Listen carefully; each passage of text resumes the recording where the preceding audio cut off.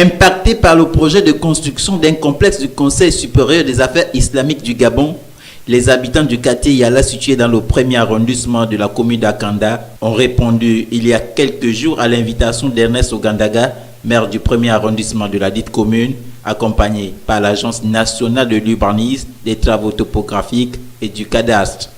Le dossier remonte ainsi de 2014 et aujourd'hui effectif. Aujourd'hui, l'occupation est effective.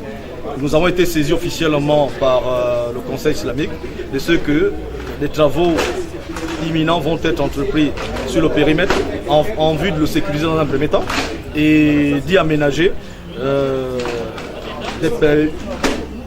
tout le confort qu'il faut afin que le complexe prévu à cet effet puisse être construit. Malheureusement, un levé topographique fait par l'Agence nationale de l'urbanisme et des travaux topographiques indique que cette zone est quelque peu occupée par un certain nombre de compatriotes qui ont investi lourdement dessus. Et ce sont ces derniers que nous avons invités ce soir afin que les uns et les autres soient informés de ce qu'ils occupent une parcelle ayant déjà un titre attribué au Conseil supérieur des affaires islamiques. Et notre mission était de recueillir des populations, un certain nombre d'informations quant à leur occupation, afin d'identifier qui occupe quoi et mener des échanges avec ces derniers. Pour que dans les jours qui vont suivre, nous puissions nous rapprocher également du Conseil islamique, recevoir le projet et faire asseoir les différentes parties pour que nous puissions voir quelles sont les conditions idoines pour la finalisation et la matérialisation de leur projet sur le terrain. Une méthode encore lente et surtout non appréciée par les occupants. Nous reprochons la démarche.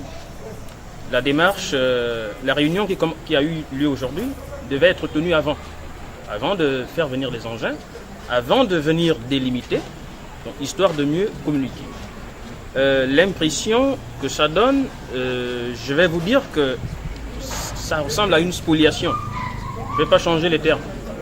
Il faut qu'on aille étape par étape. Les autres disent step by step. Si les étapes sont galvaudées, si tout est en désordre, les populations se trouvent en danger, inquiétées. Donc, il faut qu'on arrête cette façon de fonctionner. Il faut que les procédures soient respectées. C'est vrai, la terre appartient à l'État. On va dire nous sommes des squatteurs, mais qui doit nous loger? C'est l'État.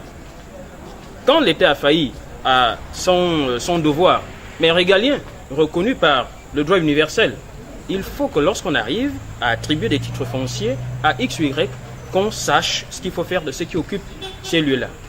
Pour l'heure, cette sensibilisation consiste d'abord à la délimitation du site qui fait l'objet d'attribution au profit du Conseil supérieur des affaires islamiques du Gabon, puis le recensement des constructions situées à l'intérieur du périmètre délimité avant de prendre d'autres mesures.